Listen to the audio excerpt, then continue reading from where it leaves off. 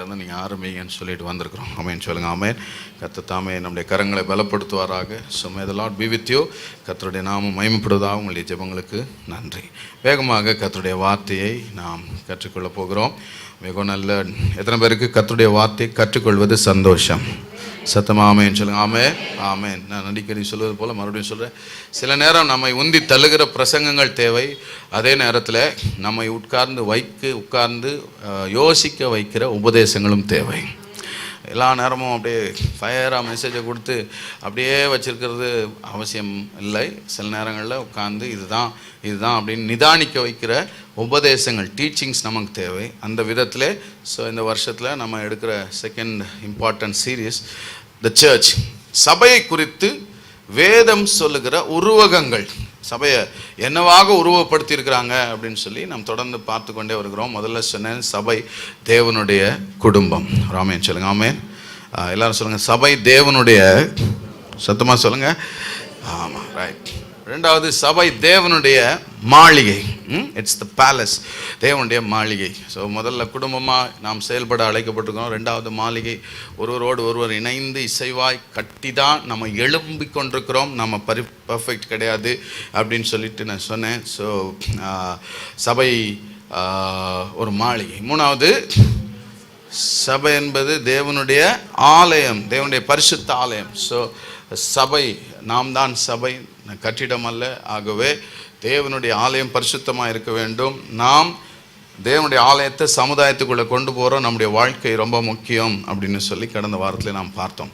தொடர்ந்து இந்த மாதத்துக்குள்ளே நான் இதை முடிக்க ஆசைப்படுகிறதுனால 3 விஷயங்களை, அதனுடைய முக்கியமான கருத்துக்களை அடுத்து தொடர்ந்து சபையை குறித்து சொல்லப்பட்டிருக்கிற 3 வார்த்தைகளை, அதனுடைய முக்கியமான சத்தியத்தை மாத்திரம் நான் சொல்லி அந்த செய்தியை முடிக்க விரும்புகிறேன். கவனிங்கள். அடுத்து 4வதாக, சபை தேவனுடைய பண்ணை. எல்லாரும் சொல்லுங்கள், தேவனுடைய பண்ணை. 2.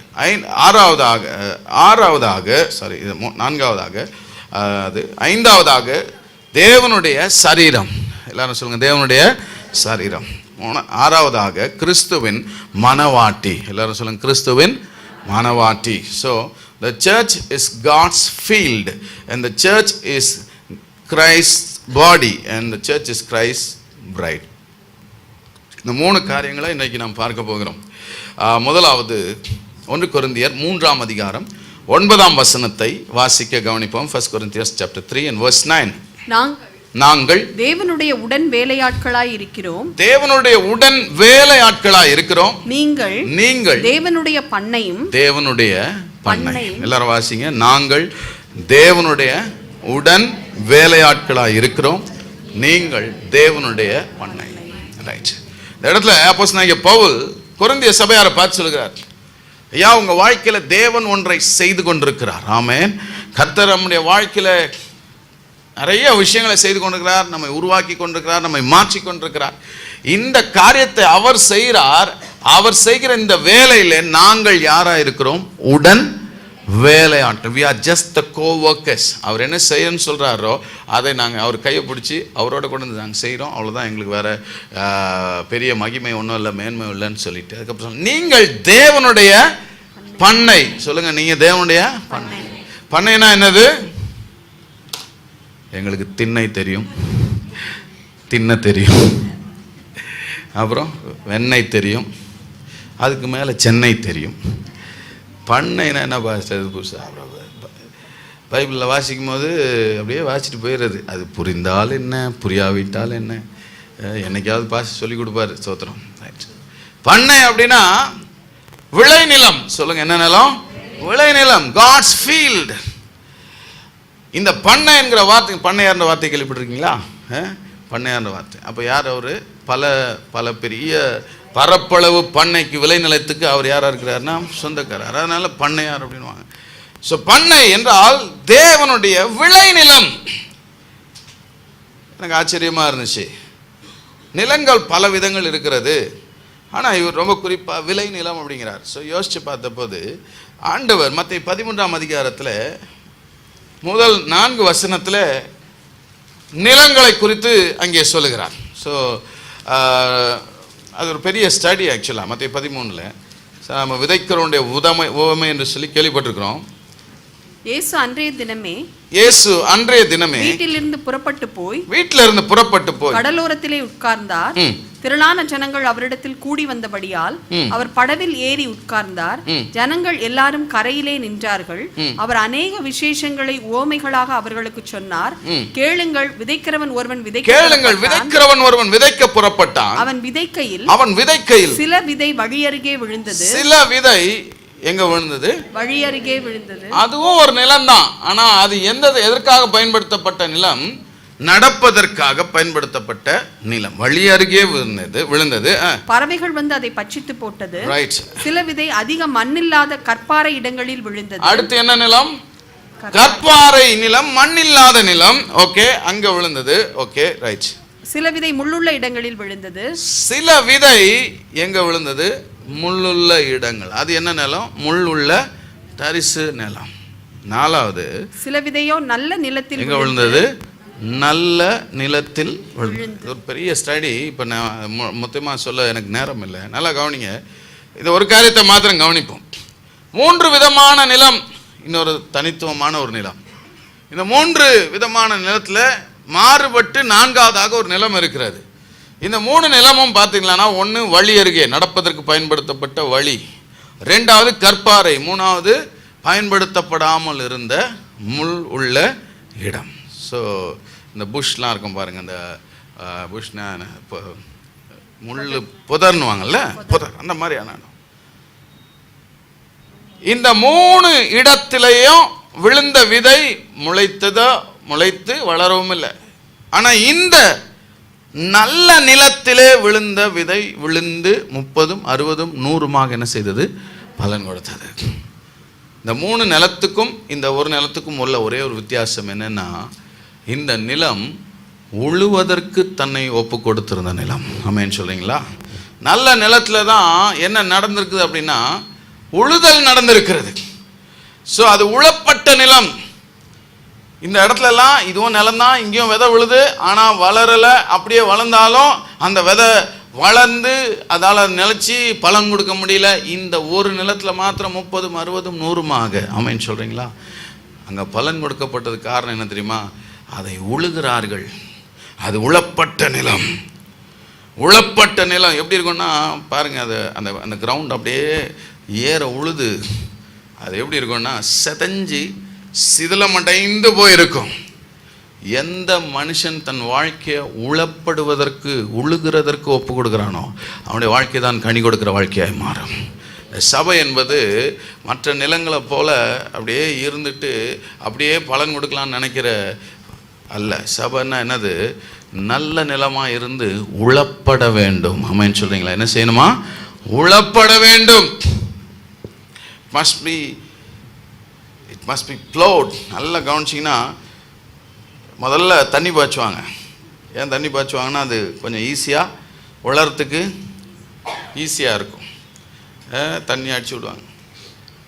சில நேரம் சபைக்குள்ளே வரும்போது சபையில் புது ஆத்மாக்களுக்காக புதிய விதத்தில் வந்து ஆண்டவர் ஏற்றுக்கொள்ளுங்க. அதனால் உங்களை கொஞ்சம் நீர் பாய்ச்சுவோம், கொஞ்சம் உங்களை நல்லா உற்சாகப்படுத்துவோம், கொஞ்சம் உங்களுக்கு தேவனுடைய மகத்துவங்களை ஆசீர்வாதமான விஷயங்கள்லாம் சொல்லி கேட்குறதுக்கு ரொம்ப நல்லா இருக்கும். ஆனால் அப்படியே இருந்தால் அந்த நிலம் என்ன ஆயிரும்? சேறு நிலமாக மாறிடும். அதனால் உங்களை கனி கொடுக்க வைக்க வேண்டும் என்பதற்காக சபையில் கொஞ்சம் என்ன வேண்டியிருக்கும்? ஆமாம், ஏர் ஓட்டி என்ன செஞ்சுருக்கோம்? என்ன சொல்கிறது, என்ன ஒரு பாஸ்டர் வந்தப்போலாம் நம்மளை கொஞ்சம் நல்லா தான் கவனிச்சார், போ மண்டையில் கொட்டிக்கிட்டே இருக்கிறாரு, இருக்கிறதா ஓடிடுறதா நினைக்கக்கூடாது. சில நேரம் ஆண்டவர் நம்முடைய வாழ்க்கையை உழுவார். அல்லேலூயா சொல்லுங்கள்.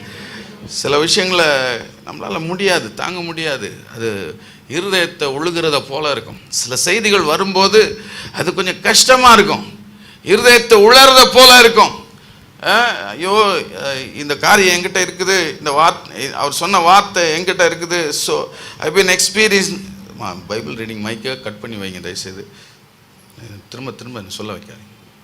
என் வாழ்க்கையை இப்படி போட்டு பாஸ்டர் செய்தியில் சொல்லும் போது என்ன தான் சொல்கிறாரு, என்ன சொல்கிற போல தான் இருக்குது, ஆண்டவர் என்கிட்ட தான் பேசுகிறாரு, ஐயோ எனக்கு வலிக்குது, ஐயோ எனக்கு கஷ்டமாக இருக்குது, ஐயோ எனக்கு வேதனையாக இருக்குது.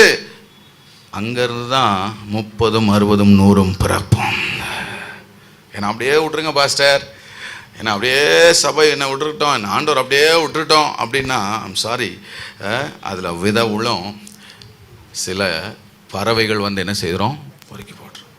அதில் வித உள்ளம் கொஞ்ச நாளைக்கு அது பலன் கொடுக்குற மாதிரி மேலே எழும்பி வரும். ஆனால் வெயில் ஏறின போது என்ன செய்கிறோம், கருகிறோம். உபத்திரவங்கள் வரும்போது நிற்க முடியாது.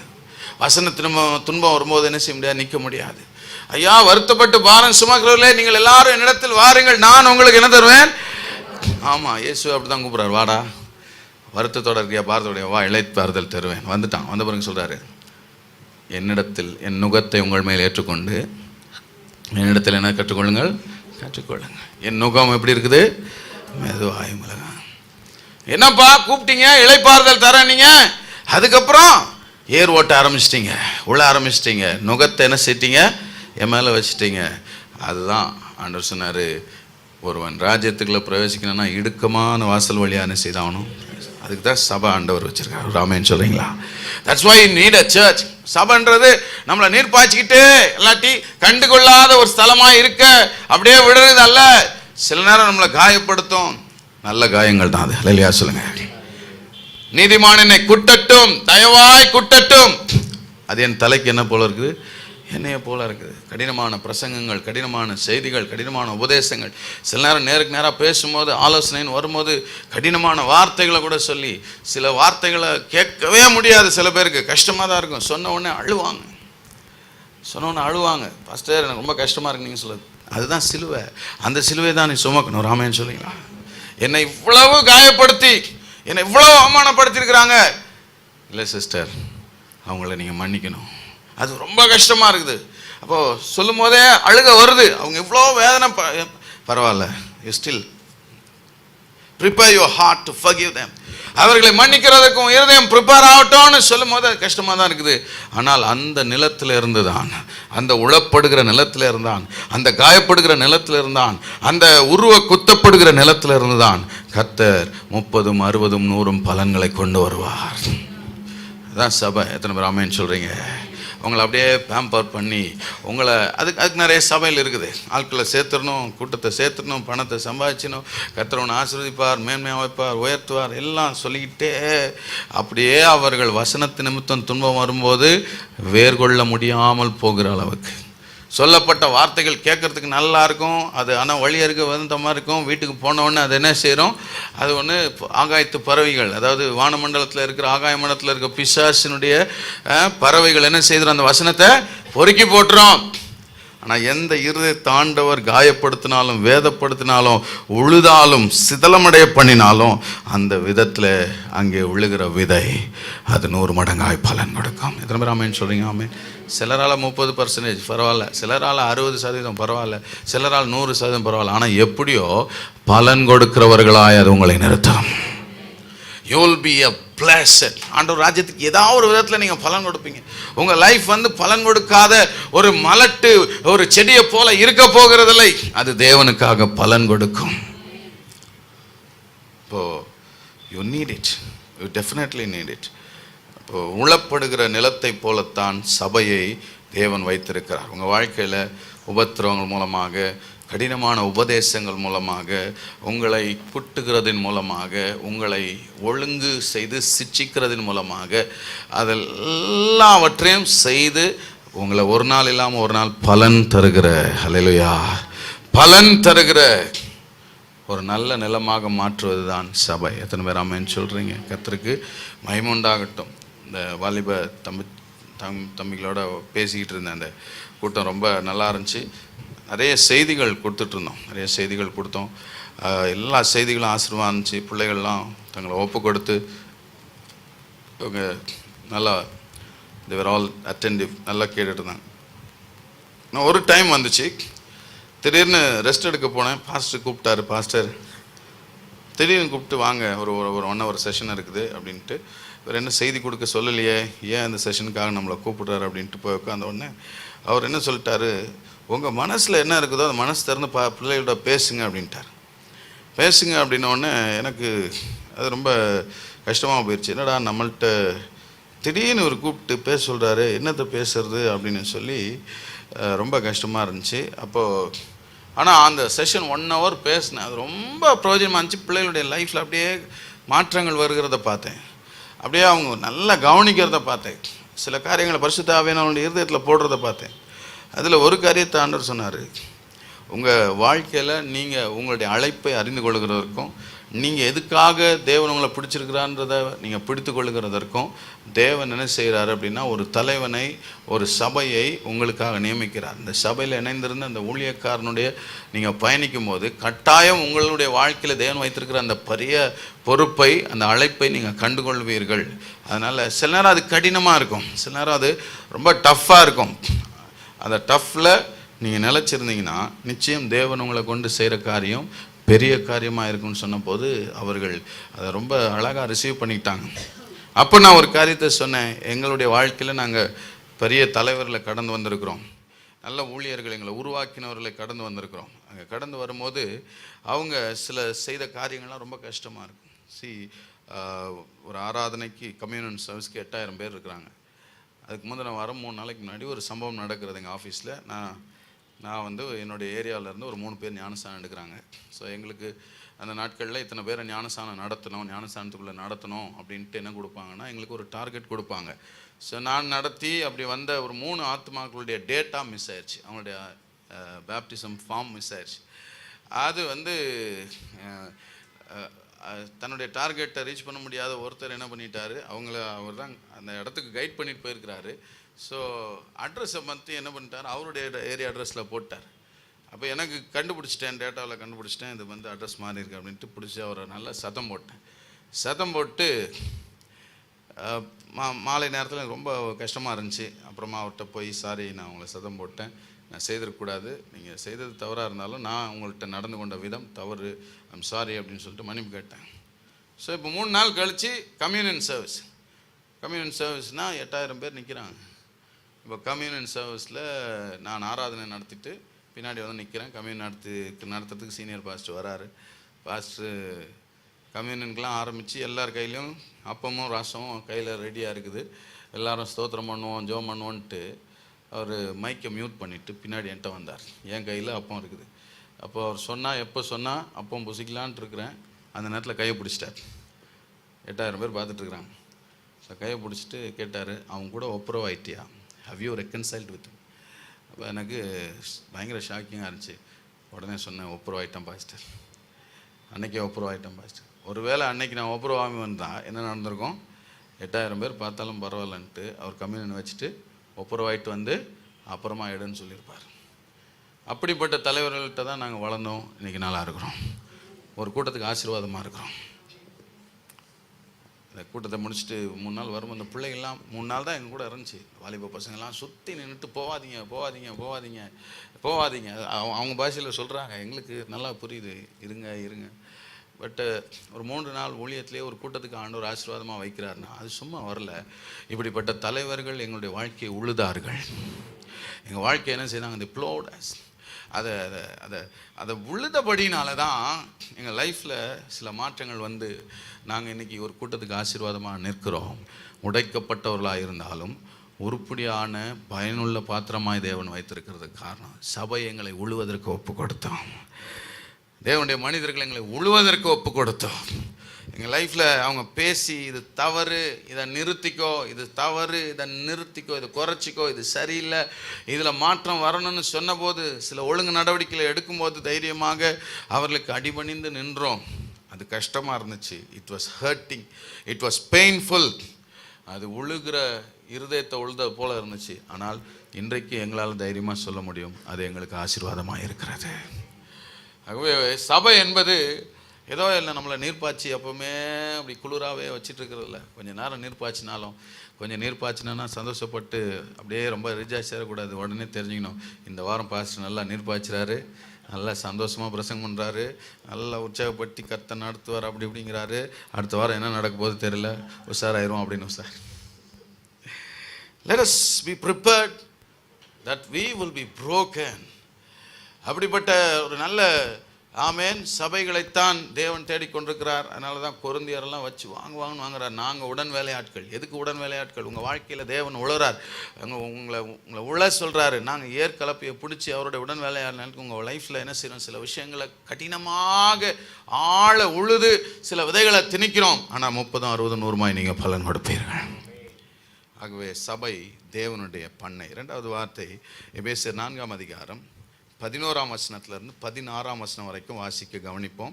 நான் அதை உங்களுக்கு விளக்கி அதில் நான் சத்தியத்தை சொல்றேன்.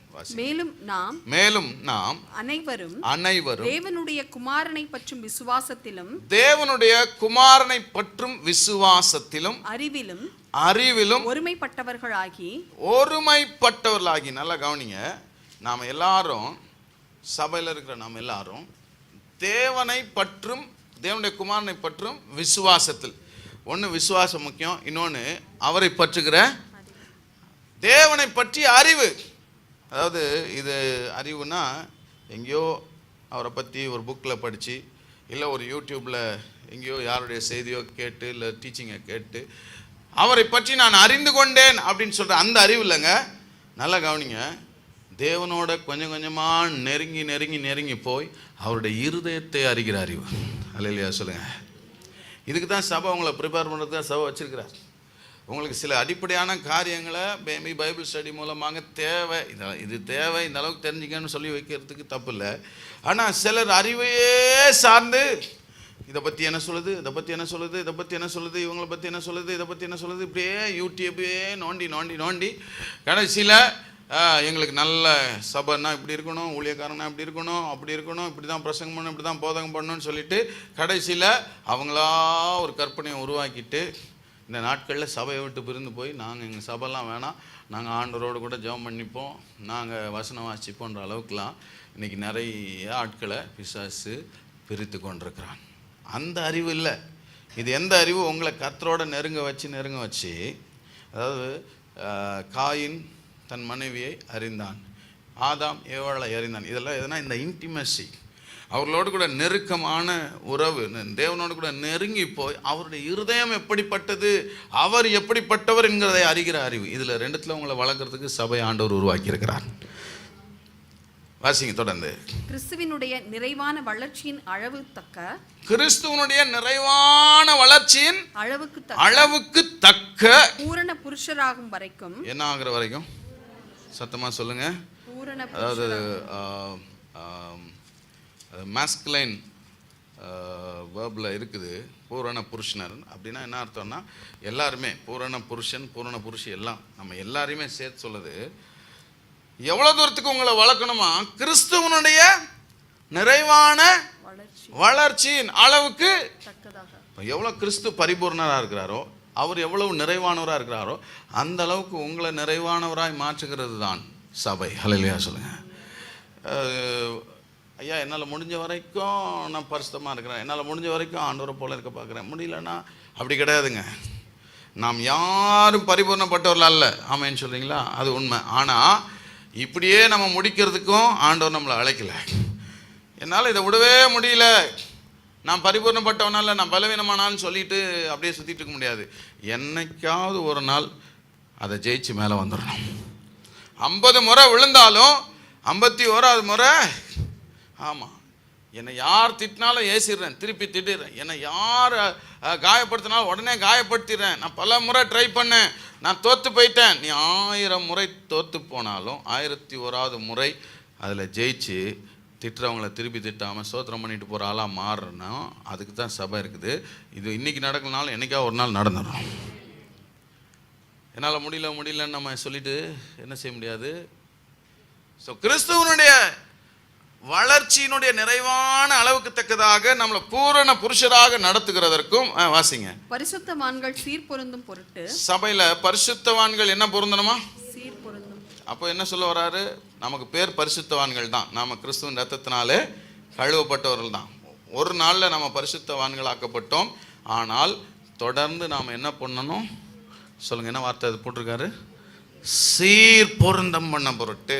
ஐயோ நாங்கள் எங்களுக்கு வசனம் தெரியும், எங்களுக்கு பைபிள் தெரியும், எங்களுக்கு போதகம் தேவையில்லை, எங்களுக்கு பாஸ்டர் தேவையில்லை, எங்களுக்கு உபதேசம் தேவையில்லை, வேணுன்றதை நாங்கள் யூடியூப்லேருந்து எடுத்துப்போம் அப்படின்றதுக்குள்ள சபை பரிசுத்தவானா இருந்தாலும் நாம தொடர்ந்து சீர்பொருந்த பண்ணும் பொருட்டு ஆண்டவர் அப்புறம் சுவிசேஷ ஊழியத்தின் வேலைக்காகவும் நம்மள சுவிசேஷ ஊழியத்துல நல்லா உற்சாகப்படுத்தி ஆத்ம ஆதாயத்துக்கு நடத்துவதற்காகவும் கிறிஸ்துவின் சரீரமாகிய சபையானது கிறிஸ்துவின் சொல்லுங்க என்ன என்ன சபை? சபை என்னது? கிறிஸ்துவின் சரீரமான சபையானது பக்தி விருத்தி அடைவதற்காகவும் பக்தி விருத்தி அடைவதற்காகவும் பக்தியில விருத்தி அடைந்து போவதற்காகவும் அவர் சிலரை எல்லாரும் ஆமென் சொல்றீங்களா? ஆமென் சொல்லுங்க. ஆமென். அவர் சிலரை அப்போஸ்தலராகவும் சிலரை தீர்க்கதரிசிகளாகவும் சிலரை சுவிசேஷகராகவும் சிலரை மேய்ப்பராகவும் போதகராகவும் ஏற்படுத்தினார். என்ன செய்தாராம்? ஏற்படுத்தினது யாரு? சத்தமா சொல்லுங்க. அவர் தான் ஏற்படுத்தினாரு. அதனால it is not man made. நீங்க ஏற்படுத்தல, அவர் தானாகவே ஏற்படல. ஆரோனை போல அழைக்கப்பட்டால் ஒழிய ஒருவனும் இந்த ஊழியத்திற்கு, கனமான ஊழியத்திற்கு தானாக ஏற்படுவதில்லை. உங்களுக்கு உங்கள் இருதயத்துக்கு ஏற்ற மேய்ப்பர்களை நான் தருவேன் சொல்ல, என் இருதயத்துக்கு ஏற்ற மேய்ப்பர்களை தருவேன் என்று ஆண்டவர் சொல்லியிருக்கிறார். அப்போ அவர் தான் ஏற்படுத்தினாரு. இந்த சபையை கிறிஸ்துவின் சரீரமாக அவர் என்ன செய்கிறாரு அப்படின்னா உருவகப்படுத்தி நம்மளை வளர்க்கறதுக்காக, இந்த சரீரத்தை வளர்க்கறதுக்காக கர்த்தர் யாரை ஏற்படுத்தியிருக்காரு? போதகர்களை, மேய்ப்பர்களை, அப்போஸ்தலர்களை தேவன் என்ன செய்திருக்கிறாரு? நல்லா கவனிச்சிங்க. எப்படி ஒரு பிள்ளை பிறந்த உடனே அந்த பிள்ளையினுடைய சரீரம் தொடர்ந்து வளர்ந்து அது தானாக நிற்பதற்கும் தன்னுடைய வேலைகளை செய்து கொள்கிறதற்கும் ஒரு தாயினுடைய கேர், ஒரு தகப்பனுடைய கேர் தேவையோ, அதே போல தான் நாம் வளருகிறதற்கு தேவன் போதகரை, மேய்ப்பர்களை என்ன செய்தார்? சபையில் ஏற்படுத்தினார். ஸோ அல்டிமேட்லி அவர் என்ன சொல்ல வர்றாருன்னா, இது ஒரு சரீரம், கிறிஸ்துவனுடைய சரீரம். தலை அவர் தான். ஏன் தலை அப்படின்னா, நல்லா கவனிங்க. நான் இப்போ இந்த கையை உயர்த்தினேன் அப்படின்னா இதுக்கான கட்டளை எங்கேருந்து வந்திருக்கு? பிரெயின்லேருந்து வந்திருக்குது.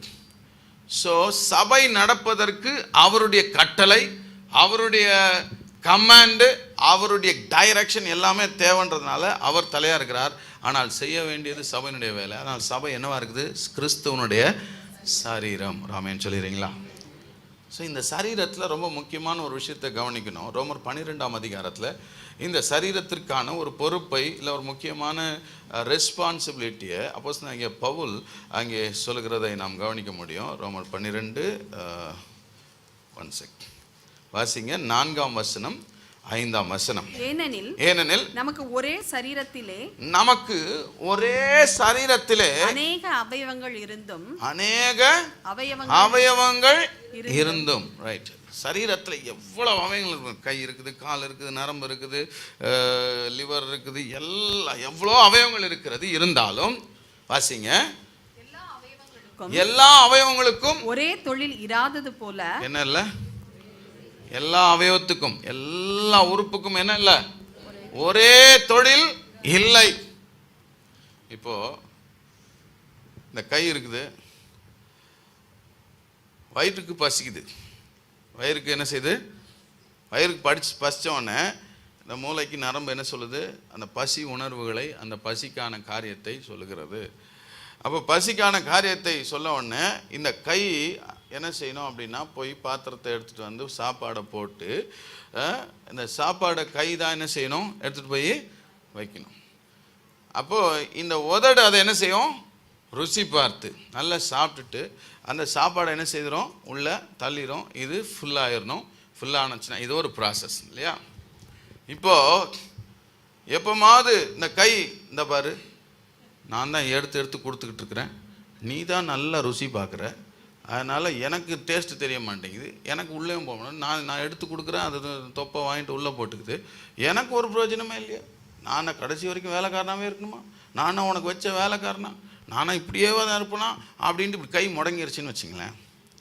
இப்படியே அமைதியாக இருந்துச்சு, பேரலைஸ்ட் ஆகிடுச்சு, நான் வேலை செய்ய மாட்டேன், சாப்பிட மாட்டேன் அப்படின்னுச்சுன்னா, பசிக்குது, நாக்கு சாப்பிடணும்னு சொல்லுது அப்படின்னா, யோசிச்சு பாருங்க, கற்பனை பண்ணி நம்ம எப்படி சாப்பிடும்? தட்டை போட்டுட்டு பக்கத்து வீட்டு நாய் வந்து சொல்கிறோம், ஏய் நானும் கொஞ்சம் சுத்தமாக வைக்கிறேன்டா தட்டை. இப்போ மூக்கு எல்லாம் வித்தியாசமாக இருக்கும். மூக்கு எப்போவுமே எப்படி இருக்கும்? ஸ்டஃபாக ரிஃபாக தான் இருக்கும். சிலருக்கு பஸ் ஏறின மாதிரி இருக்கும், சின்ன வயசில் அப்புறம் இழுத்து விடுவாங்க. நம்ம வீட்லேயும் பிறந்த பிள்ளைகளை இழுத்து பார்த்தேன், அதுக்கப்புறம் வரல. சரி அப்படியே இருக்கட்டும், அந்த ஆண்டவர் தான் படைச்சிருக்கிறாரு அப்படின்ட்டு. இந்த மூக்கு இப்படி தான் இருக்கும், அது அப்படி தான் இருக்கும். இந்த மூக்கு சில நேரம் சபையில் அப்படி தான், சிலர் அப்படி வரப்பாக தான் இருப்பாங்க. எல்லாம் வித்தியாசமாக எல்லாருமே வி ஆர் யூனிக், எல்லாருமே தனித்தன்மை இருக்கிறது. சிலருக்கு அப்படி தான் இருதயம் மாதிரி, அவங்க இருதயம் என் இதயமே அப்படின்னு தான் கூப்பிடுவாங்க. ஏன்னா அடிக்கடி சுருங்கி விரிவாங்க, திடீர்னு கோச்சிக்குவாங்க, திடீர்னு காணாமல் போயிடுவாங்க. திடீர்னுட்டு அவங்க என்ன இது பண்ணிட்டாங்க இவனு பண்ணிட்டாங்க. சரி, நீங்கள் தான் இருதயம், நீங்கள் எல்லாம் ஒன்றும் நடக்காது. ஸோ சில வித்தியாசமான இப்போ மூக்கு இல்லை எப்போ பாரு எனக்கு வாசனையை கொடுத்துட்டு நீ டேஸ்ட்டை மட்டும் என்ன பண்ணிடுற நீ எடுத்துக்கிற அப்படின்னு சொல்லிட்டு இன்றைக்கி எனக்கு கிடையாது, நான் ஸ்ட்ரைக் பண்ணுவேன், இல்லைன்னா மூச்சு விட மாட்டேன், செத்துருவேன். நீ பிரியாணி எனக்கு கொடுக்கணும் அப்படின்னா எடுத்து ஒரு பிரியாணி சிக்கன் 65 எடுத்து உள்ளே விட்டா அவ்வளோதான் உயிரே. யோசிச்சு பாருங்க, இங்கே பசிக்குது, இங்கே நிரம்பணும், வயிறு சொல்லக்கூடாது. நல்லா சாப்பிட்டு குப்பையெல்லாம் உள்ள தள்ளுறான்டா. உப்பில்லா பண்டம் குப்பையிலே, உப்புள்ள பண்டம் தொப்பையிலே. எனக்கு வெறும் குப்பையை மட்டும் உள்ளே தள்ளுறான்டா, நான் சாப்பிட மாட்டேன்டா, நான் எடுத்துக்க மாட்டேன்டா, இங்கே பிளாக் பண்ணுறேன், போராடுவோம் அப்படின்ட்டு நின்றுச்சுன்னா அப்படியே சாப்பிட்டதெல்லாம் வெளியே வந்து போய் சேர்ந்துருவோம். நல்லா கவனிங்க, எல்லா சரீரத்தில் இருக்கிற ஒவ்வொரு அவயவத்திற்கும் என்ன இருக்குது, ஒரு வேலை இருக்குதுங்க. அந்த வேலையை அதுதான் செஞ்சாகணும். எத்தனை பேர் ஆமென் சொல்கிறீங்க?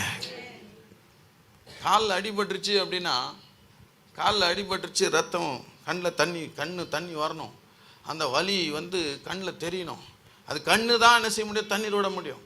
அந்த கண்ணீரை கை தான் அணைக்க முடியும், கை தான் தொடச்சாகணும். அந்த கண்ணீருக்கு காரணமான அந்த காயத்தை இந்த கை தான் என்ன செய்தாகணும், ஓடி போய் உடனே கட்டி ஆகணும். இந்த கால் எப்பவும் பாரு, நான் எப்பவுமே குப்பையில் நடக்கிறேன், நான் எப்பவுமே டஸ்ட்டில் நடக்கிறேன், நீ நல்லா பலன்னு பளிச்சுன்னு வச்சுக்கிற. கொரோனான்னு வந்தால் கூட காலில் சானிடைசர் போட மாட்டேங்கிறானுங்க, கையில் தான் போட சொல்கிறானுங்க.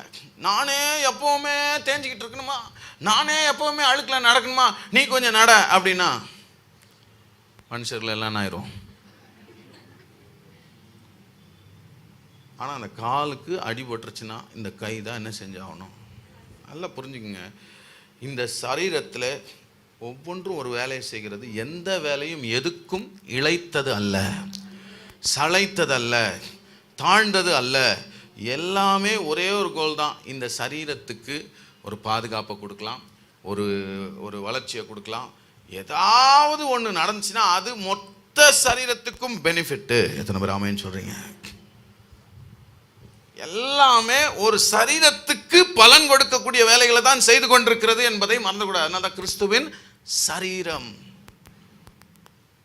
சிலருக்கு பாடுற திறமை இருக்கும், கிருபை இருக்கும், அவங்கள மேலே கொண்டு வந்து விடுவோம், தோத்திரம். கீழே இருக்கிறவங்க சந்தோஷமாக என்ன செய்யணும், பிரைஸ் தி லார்ட், ஆமென். கை அங்கே என்ன செய்து வேலை செய்து, ரைட்டு, அவங்களுக்கு அந்த கிருபை இருக்குது. நம்ம எல்லாருக்குமே ஆக்சுவலாக பொதுவாகவே இருக்கிற மனப்பான்மை சொல்கிறேன், நான் கூட அப்படி தான் ரொம்ப நாள் நினச்சிட்டு இருந்தேன்.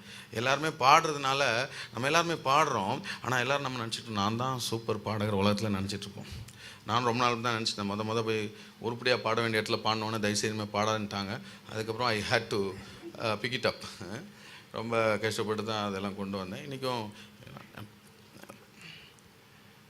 இப்போது நல்லா யோசிச்சு பார்த்தீங்கன்னா எல்லாருமே நம்ம நினைக்கிறோம் நம்மளால் பாட முடியும். நீங்கள் பாடலாம், அந்த பாட்டை சில நேரம் நீங்கள் பாடும்போது உங்களுக்கே பிடிக்காது. ஆமாம், நமக்கு தெரியும். ஆனால் ஒருத்தருக்கு மட்டும் எப்போவுமே பிடிக்கும், அவர் மேலே இருக்கிறார் பாருங்க, அவர் எப்போவுமே அதை என்ன செய்திருவார், ஆமாம், ரசித்து ருசித்து அப்பா அப்படின்வார். இந்த பிள்ளைகள்லாம் என்ன கத்தோம், A for apple, B for ball அப்படின்னும், மம்மி போய் சூப்பர் செல்லம் அந்த மாதிரி. ஆண்டவர் எப்போ நம்ம பாடினாலும் அதில் மாற்றவே கிடையாது. ஆனால் சபையில் ஒரு காரியத்தை செய்கிறோம் அப்படின்னா அதில் சிலர் இந்த ஸ்கேலில் பாடணுன்னுவாங்க. முத எனக்கு இந்த பாட்டெலாம் ஸ்கேலில் பாடுறதை பற்றி எனக்கு உண்மையே தெரியாது. ஸ்கேலில் பாடுறது ஸ்ருதியில் பாடுறதுன்னு பாருங்கள். அப்போ ஸ்கேலில் பாடாமல் ஒரு வாட்டி நான் முதல்ல எங்கள் பைபிள் காலேஜில் சாப்பலில் நமக்கு தெரியாத பாட்டான்ட்டு நேராக போய் ரத்த கோட்டைக்குள்ளே நான் நுழைந்து விட்டேன், இனி எதுவும் எனக்கு எந்த தீங்கும், வேறு தீங்கே எங்களுக்கு வேணாம், எந்த தீங்கானுங்க, நீ பாடினாதான் கொஞ்சம் கஷ்டம்ன்ட்டேன். எவ்வளோ பாடம் இருந்தேன். அப்போது அதில் வந்து ஸ்ருதியில் பாடணும், அப்புறம் தாளத்தில் பாடணும். இதை பாடக்கூடியவர்கள் அதுக்குன்ட்டு பொறுப்பில் அதை அவங்கள நியமிக்கலாம் அப்படின்ட்டு நியமிக்கலாம். அதை பாடக்கூட சரி, நம்மளை பாட வைக்கல, ரொம்ப சந்தோஷம். யாரோ பாடுறாங்க, நம்ம பிள்ளைகள் இல்லை, யாருடைய பிள்ளைகளோ பாடுறாங்க. அதுலேயே இந்த கோயிலில் நிற்கிற ஆட்களே சில நேரம் என்ன நம்ம முன்னாடியே நிற்க மாட்டேங்கிறோம், பாஸ்டே பாடிட்டுருக்கிறாரு, நம்ம சத்தமே கேட்க மாட்டேங்குது, அதெல்லாம் கூட நினைக்கக்கூடாது. நான் பின்னாடி நின்று பாடுறது அவருக்கு பேக்கப் பண்ணுறது. அவருக்கு என் சத்தத்துக்காக நான் பாடல, அவர் விடும்போது அவர் கொஞ்சம் ரெஸ்ட் எடுக்கும்போது நான் பாடி அவருக்கு சப்போர்ட் பண்ணுறேன். அதுதான் என் வேலை. ஆமேன்னு சொல்லுங்களேன். அதுதான் கோயிலில் இருக்கிறவங்க நினைக்கணும். அதெல்லாம் என்ன பிரசங்கம் பண்ண முடியலையே, நான் கூட பிரசங்கம் பண்ணுவேனே. உங்களுக்கு உண்மையிலே பிரசங்க கிருபை இருந்துச்சுன்னா கரெக்டாக சொல்கிறேன், என்னைக்காவது ஆண்டவர் வெளிப்படுத்துவார். ஆமாம், அதுக்கு கொஞ்ச நாள் பொறுமையாக இருக்கணும். 27 வருஷமாக கிறிஸ்தவத்தில் இருக்கிறேங்க. நான் போன சபையில் 7 வருஷங்க. 2001 கிட்டத்தட்ட 2006 வரைக்கும் என்னை பேக்கப்பில் கூட நிறுத்த மாட்டாங்க, என்னை பின்னாடி கூட பாட விட மாட்டாங்க. எனக்கு நல்லா பாடி ஆராதனை நடத்துகிற கிருபை இருந்துச்சு. ஆனால் திடீர்னு ஒரு நாள் எங்கள் சீனியர் பாஸ்டர் வந்து சேப்பலில் இது மாதிரி உட்காந்துருக்கும் போது கை நீட்டி சொன்னார், அந்த தம்பி ஆராதனை நடத்த போடுங்க, செகண்ட் சர்வீஸில் போடுங்கன்னாரு. செகண்ட் சர்வீஸில் 7000 பேர் 8000 பேர் வருவாங்க. எல்லாருக்கும் 5வது சர்வீஸில் போடாமல் ஈவினிங் சர்வீஸில் போடாமல் எடுத்தோடனே பெரிய சர்வீஸில் போடுறாருன்னு ஆச்சரியமாக இருந்துச்சு. நீங்கள் எவ்வளோ தூரம் உங்களை அழுத்தி வச்சாலும், ஆமேன்னு சொல்கிறீங்களா, கர்த்தர் உங்களை மேலே கொண்டு வரணும்னா அதை யாரும் தடுக்கவே முடியாது. அதனால் பொறுமையாக இருந்தீங்கன்னா நிச்சயம் ஏற்ற காலத்திலே தேவன் உங்களை உயர்த்தும்படி அவருடைய பலத்தை கருத்துக்குள்ள என்ன செய்யுங்க, அடங்கிருங்க. அது வரைக்கும் சந்தோஷப்படுங்க. எந்த அவயம் மேலே ஏறி நின்னாலும் சபை என்ன செய்யணும், சந்தோஷப்படணும். He is a part of my body. இந்த சரீரத்தில் அவர் ஒரு பங்கு. அவங்க மேலே ஏறுறாங்க, சந்தோஷம். அவங்க ஜெபம் நடத்துகிறாங்க, சந்தோஷம். அவங்க பாட்டு பாடுறாங்க, சந்தோஷம். அவங்க ஆராதனை நடத்துகிறாங்க, சந்தோஷம். அவங்க செய்தி கொடுக்குறாங்க, சந்தோஷம். ஆனால் ரொம்ப முக்கியமானது ஒன்று சொல்லிடுறேன், மறந்துடாதீங்க. இங்கே பாருங்கள், இது வெளியே தெரியுது. இதில் மோதிரம் போட்டோன்னா வந்து சிஸ்டர் ரொம்ப அழகாக இருக்குது அப்படின்வாங்க. பாஸ்டர் பிரதர் வாட்ச் ரொம்ப சூப்பராக இருக்குது, எல்லாமே வெளியே தெரியும். ஆனால் இந்த கை இல்லாமல் இருக்க முடியுமா ஒரு மனுஷனால்? கட்டாயம் இருக்க முடியும். 2 கை இல்லாதவங்களை பார்க்குறோம். சில பேர் கை ஆக்சிடெண்ட்டில் போயிடுச்சுன்னா ஏதாவது கையை வச்சு வாழ்க்கையை நடத்திக்கிறாங்க. ஆனால் நல்லா கவனிங்க, சரீரத்துக்குள்ளே மறைஞ்சிருக்கிற சரீர அவயவங்கள் இருக்குது. கிட்னி, 2 கிட்னியும் போயிடுச்சுன்னா வாழ முடியாது. இருதயத்தில் பிரச்சனை வந்துச்சுன்னா வாழ முடியாது. கல்லீரல், கணையம், ஈரல், லிவர், இதில் ஏதாவது பிரச்சனை வந்துச்சுன்னா மனுஷனால் என்ன செய்ய முடியாது. இதெல்லாம் உள்ளே தான் இருக்குது. உள்ளே இருந்தாலும் இதை போல பவர்ஃபுல்லான உறுப்புகள் வேறு எதுவும் இல்லை. அதாவது ரொம்ப முக்கியமான உறுப்புகள். எத்தனை பேர் ஆமென் சொல்கிறீங்க? இது வெளியே தெரியாது, இது ரொம்ப பிரபலமாக தெரியாது.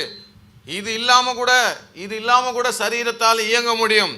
ஆனால் உள்ள வெளியே தெரியாமல் பிரபலம் இல்லாமல் இருக்கிற இது இல்லாமல் சரீரம் என்ன செய்ய முடியாது. கைகளை வைத்து ஆமேன்னு சொல்கிறீங்களா? ஒரு ஜெப நேரத்துக்கு வந்தால் 2 மணி நேரம் உட்காந்து கீழே உட்காந்து சோத்திரம் சொல்லிட்டு போகிறேன். ஆண்டவரே செய்யுங்கன்னு ஜெபம் பண்ணிட்டு நான் அப்படியே உட்காந்துட்டு போகிறேன். நல்லா புரிஞ்சுக்கொள்ளுங்க, இங்கே மேலே நிற்கிறவர்கள் அல்ல, மறைந்திருக்கிறவர்கள், கீழே இருக்கிறவர்கள், யாரும் அறியாமல் சிலருக்கு போய் நீங்கள் அக்கத்தில் சமுதாயத்தில் சுவிசேஷத்தை சொல்கிற நீங்கள் இந்த சரீரமாகிய சபையில் முக்கியமான அவயவங்கள். People are there to stand in front. மேலே நிற்கிறவங்களுக்காக சோத்திரம், மேலே நின்று என்ன சொல்கிறது, ஆச்சா பிரசங்கம் பண்ணி நடத்துகிறவங்களுக்காக சோத்திரம். ஆனால் அதை விட ரொம்ப முக்கியமானவர்கள் மறைந்திருக்கிற நீங்கள். இல்லையா சொல்லுங்கள். நான் கீழே வந்து சொல்கிறேன், யூ ஆர் வெரி இம்பார்ட்டண்ட். நீங்கள் இல்லாமல் இந்த சரீரம் என்ன செய்யாது, இயங்கவே முடியாது. சொல் ஸ்டாப். அதனால் நீங்கள் கீழே நின்று 2 மணி நேரம் ஜெபத்துக்கு வந்து சோத்திரம், ஆண்டவரே செய்யுங்க, பாஸ்டர் சொல்கிற காரியத்தை செய்யுங்க, அப்படி எழுப்புதலை கொண்டு வாங்க, நான் சொல்கிறதுக்கெல்லாம் ஆமாம் ஜாமி போட்டு ஆமேன் தோத்திரம் சொன்னாலும் நீங்கள் தேவனுடைய ராஜ்யத்தில் சரீரமாகிய சபையில் ரொம்ப முக்கியமானவர்கள். நீங்கள் இல்லாமல் இது சபை என்ன செய்யாது, இயங்காது. அதனால் பி ஹாப்பி. நீங்கள் சோத்திரம் மேலே ஏறிட்டால் தான் ரொம்ப கேர்ஃபுல்லாக இருக்கணும். அதனால் கீழே இறங்கி வந்து சொல்கிறேன், அநேக ஆக்கினைகளை அடைவோம் என்று உங்களில் அநேகர் என்ன செய்யாதிருப்பீர்களாக போதகர் ஆக்காதிருப்பார். அதனால் மேலே இருக்கிறது எவ்வளோ டேஞ்சரஸான பொசிஷன் எங்களுக்கு தான் தெரியும்.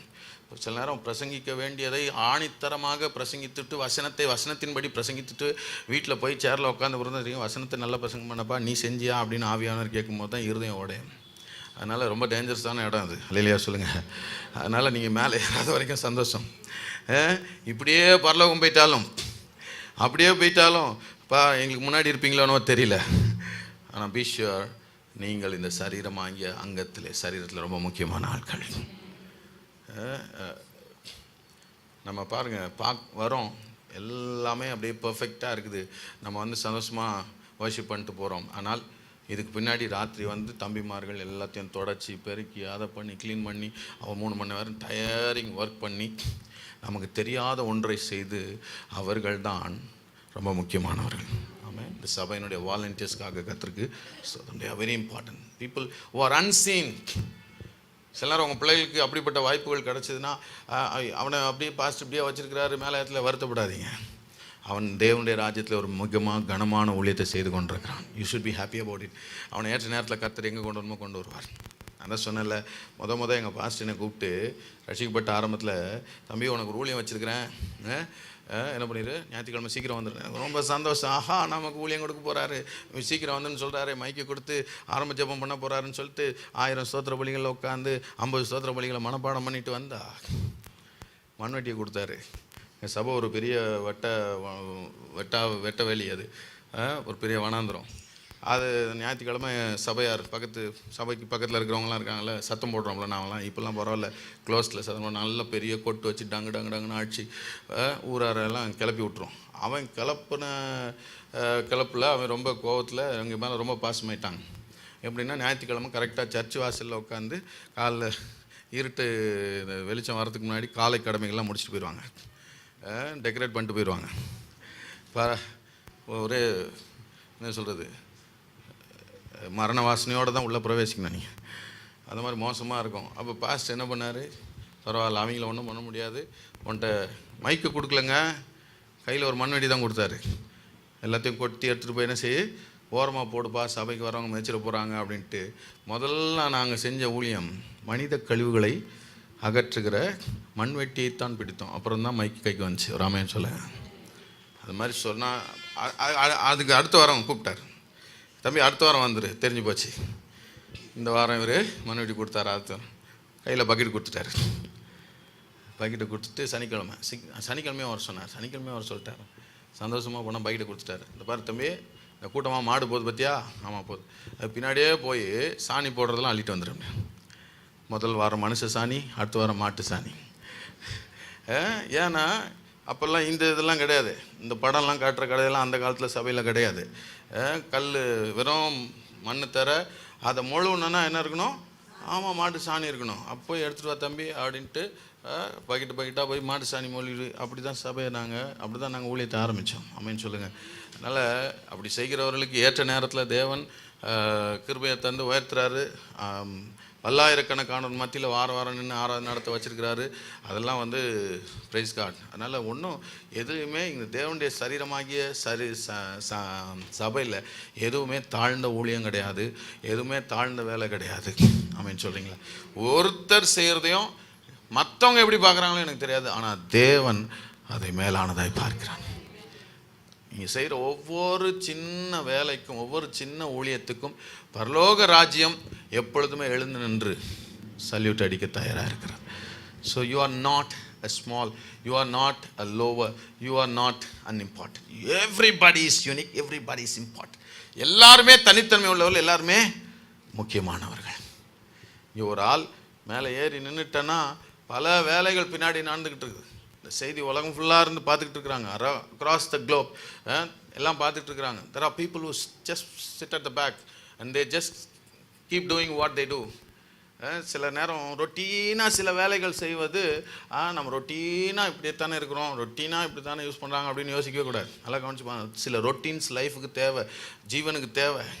இருதயம் எப்போவுமே என்ன பண்ணுது? ரொட்டீனாக லப்டப் எப்பா டெய்லி நான் அப்படியே அடிச்சிக்கிட்டு இருக்கிறேன், கொஞ்சம் ரெஸ்ட் எடுக்கிறேன், கொஞ்ச நேரம் கழிச்சு லப் டப் அப்படின்னா நமக்கு பெட்டி கட்டிடுவாங்க. Some routines are required. சில எல்லாமே புதுசாக வேணும், எல்லாம் புதுசாக வேணும், புதுசாகவே இருக்கணும், நவீனமாக இருக்கணும். No, it is not possible. சில நாள் தான் பிரியாணி கிடைக்கும், ராமேன்னு சொல்லுங்கள். ஆமாம், சில நாள் உப்புமா கொடுத்தா பொத்திக்கிட்டு சாப்பிட்டுட்டு போயிட்டே இருந்தால் தான், இல்லைன்னா அப்புறமா பட்டினி தான். ஆமாம், சில நேரம் உப்புமான்னு புலம்பிட்டு அங்கே போனால் 3 நாள் காலையில் உப்புமா. சாம்பாரை பார்த்தாலே நான் ஊடுவேன். அங்கே 3 நாள் 2 வேலையும் சாம்பார் தால் பச்சஜி தால் தே.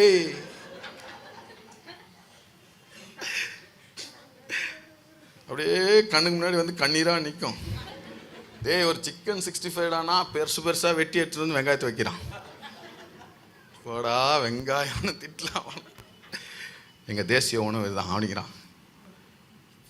பிடிக்காத டிஃபனு சப்பாத்தி.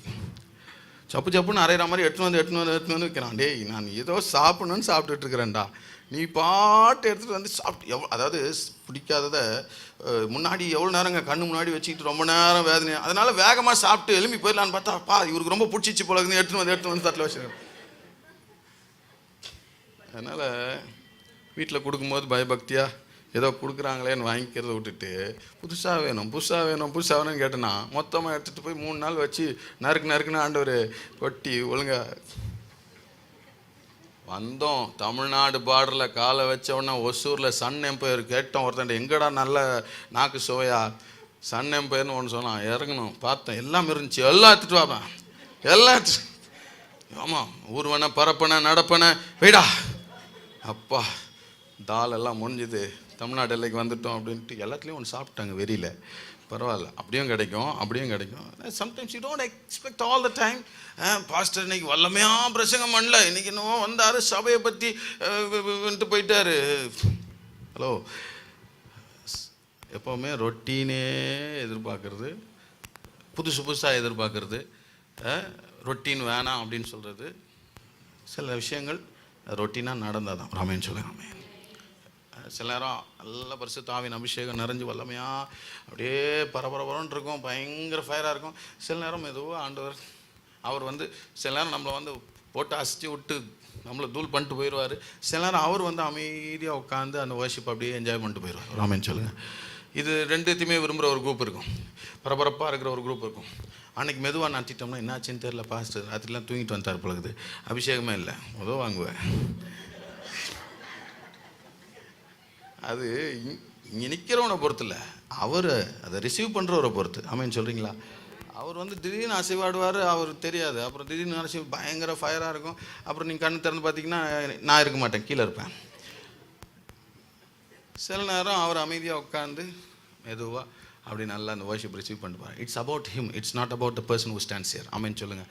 அவர் எதை விரும்புகிறாரோ அதை அவர் செஞ்சுட்டு போயிட்டே இருப்பார். அதனால் இவர் சூப்பராக இன்றைக்கி பயங்கர ஃபயராக இருந்துச்சு, ப்ராஃபஸியாக இருந்துச்சு. பாஸ்ட்டுப்பா அவன் ராத்திரி எல்லாம் முட்டியில் நின்றுட்டு வந்துக்கிறார் பொழுது, முட்டியிலேருந்து ரத்தம் வந்துக்குது பொழுதுலாம் இந்த கணக்கெலாம் வச்சுக்கவே கூடாது. அவர் ஏதோ ஒன்று செய்கிறாருங்க. சில நேரம் ஒன்றுமே முடியாதுங்க, அப்படியே பயங்கர மினிஸ்ட்ரி பண்ணிவிட்டு இருக்கிற 3 மணி நேரம் கிடச்சா கண்ணை சொல்லிட்டு ஆண்டவரே கண்ணீரோடு வந்து நிற்போம். அன்னைக்கு அவ்வளோ வல்லமையாக கிரியை செய்வார். அன்னைக்கு நீங்களாம் நினச்சிப்போம், பாஸ்டர் போன வாரம்லாம் வல்லமையாக ஜாம் பண்ணிட்டு வந்தார் புலகுது. அப்புறமா போய் ஆண்டவரே ஒன்றுமே இல்லாமல் வந்து நின்று இப்படி நீங்கள் இப்படி பயங்கர அனாயிண்டிங்காக இருந்துச்சு அப்படின்னா ஆண்டவர் சொல்கிறார், it's not about you, it's about me. உன்னை பொறுத்தது இல்லை, அது நான் என்ன நினைக்கிறேனோ அதை உன்னை கொண்டு செய்கிறேனே தவிர நீ சூப்பராக தியாகம் பண்ணி சூப்பராக உபவாசம் பண்ணி நீ சூப்பராக வந்து முழங்காலில் நின்றுட்டு வந்ததுனால செய்கிறதில்ல. நீ நிற்காதப்போ அதிகமாகவும் செய்வேன். நீ பயங்கரமாக இந்த வாரம்லாம் நம்ம ஆவியில் நஞ்சு வல்லமையாக உபவாசத்தில் வந்து ஜெபம் பண்ணிகிட்ருக்குறோம், இன்றைக்கி பயங்கர ஃபயராக சர்வீஸாக நடக்கும்போது அப்படின்னு வந்து நின்னா புஷ்ஷுன்னு போயிடும். என்ன ஆண்டவரே இவ்வளோ நாள் உபவாசத்துலேருந்து 7 நாள் அங்கேருந்து சோறு தண்ணி சாப்பிடாமல் அப்படியே வந்து நிற்கிறேன், இனி ஆண்டவரே ஆண்டவர் சொல்லுவார், அதை நம்பி வந்து நின்னா இதுதான் உனக்கு பதில். கிருபையை வந்து என்ன நம்பி வந்து நின்னா நான் என்ன செய்யணுமோ அதை செஞ்சுட்டு போயிட்டே இருப்பேன். அதனால் என்றைக்குமே இதை வச்சு கணக்கு போட்டுறாதீங்க. அதனால் சில டைம் சில விஷயங்கள் ரொட்டீனாக நடக்கும், சில விஷயங்கள் ப்ரைஸ் காட் சபையில் ஆண்டவர் கிரியை செய்கிறார். ஆண்டவருக்கு மாத்திரம் தான் மகிமை. இத்தனை பேர் அம்மைன்னு சொல்கிறீங்க. தேவ பிள்ளைகளே, அதுதான் சபை. இருதயம் உள்ளே இருக்கிற சின்ன சின்ன அவயவங்கள் இதெல்லாம் ஒரு சின்ன பிரச்சனை வந்தால் கூட பெரிய பெரிய ட்ரீட்மெண்ட்டுக்கு போக வேண்டியது இருக்குது. பல லட்சங்களை செலவு பண்ணுறாங்க. ஆமேன்னு சொல்கிறீங்களா? ஆமாம். ஒரு சின்ன கீரல் கையில் பட்டுச்சுன்னா பிரச்சனை இல்லைங்க, பேண்டேடை போட்டு போயிடலாம். உங்கள் ஹார்ட்டில் சின்ன இடத்துல ப்ளீட் ஆகுதுன்னு சொல்லி பாருங்கள், அதுக்கு எத்தனை லட்சம் செலவு பண்ணுது. உங்கள் உள்ளே இருக்கிற குடலில் சின்ன ப்ளீட் ஆகுதுன்னு சொல்லி பாருங்கள், அதுக்கு எவ்வளோ பெரிய பெரிய செலவுகள்லாம் பண்ண வேண்டியிருக்கும். ஸோ உள்ளே இருக்கிற கண்ணுக்கு தெரியாமல் செயல்படுகிற இந்த அவயவங்கள் எவ்வளவு முக்கியமோ, அதே போல் கீழே இருந்து கண்ணுக்கு தெரியாமல் கர்த்தர் கொடுத்துருக்கிற பொறுப்புகளை நிறைவேற்றி கொண்டிருக்கிற நீங்கள் சரீரமாகிய சபையிலே முக்கியமானவர்கள். அதனால் மேலே இருக்கிறவங்களுக்காக தோற்றுறோம், மேலே ஏற்றப்படுகிறவர்களுக்காக தோற்றுறோம். அதுக்காக இன்றைக்கி நீங்கள் கீழே இருந்து மகிழ்ச்சியாக சந்தோஷமாக, அதுக்காக நீங்கள் மகிழ்ச்சியாக இருந்து பாருங்கள். நாளைக்கு உங்களை ஏற்றலாம், இல்லை உங்கள் சந்ததி ஏற்றலாம், இதை விட 1000 மடங்கு அவங்களுக்கு பயன்படுத்தலாம். All you need is to ஒன்றை மாத்திரம் புரிஞ்சுங்க, இந்த சரீரமாகிய அங்கத்தில் சபையில் நீங்கள் எல்லாருமே முக்கியமான அவயவங்கள். கைகளை வைத்தாமன்னு சொல்லி, அதனால தான் சரீரத்தை அங்கே உருவமாக சொல்லப்பட்டிருக்கிறது. இது கிறிஸ்துவனுடைய சரீரம். எங்கே ஃபினிஷ்ட் அப் சீக்கிரமாக. ரைட், அடுத்து வாசிக்க போகிறோம்.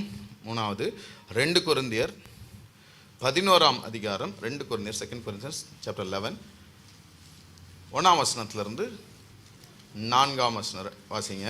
என் புத்தியினத்தை நீங்கள் சந்தேகித்தால், சற்றே சகித்தால். ஏற்கனவே ரொம்ப சந்தேகப்பட்டு இருக்கிறாங்க, நீங்க வேற. வாசிங்க. என் புத்தியினத்தை நீங்கள் சற்றே சகித்தால், என் புத்தியினத்தை நீங்கள் சற்றே சகித்தால் நலமாயிருக்கும். என்னவா இருக்கும்? நலமாயிருக்கும்.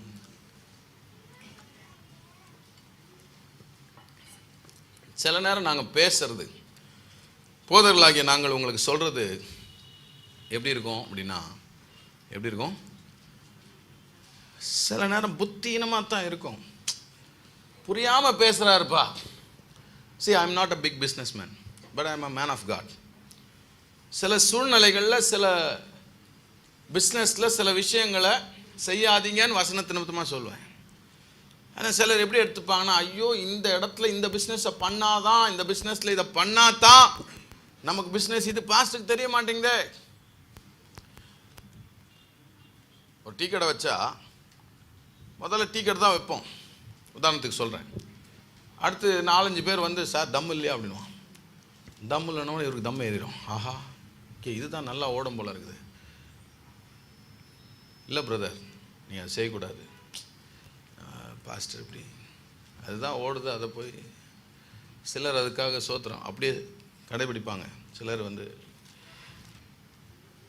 இந்த சில குடும்பங்கள்லாம் நான் லிட்டரலாக சொல்கிறேங்க, விசிட்டிங் வரும்போது ஒரு குடும்பத்துக்கு போனேன். விசிட்டிங் வரும்போது அந்த வீட்டில் 10 நிமிஷம் தான் உட்காந்துருந்தேன். பக்கத்து வீட்டார் பேசுகிற வார்த்தைகள்லாம் அவ்வளவு அருவருப்பான வார்த்தைகள்.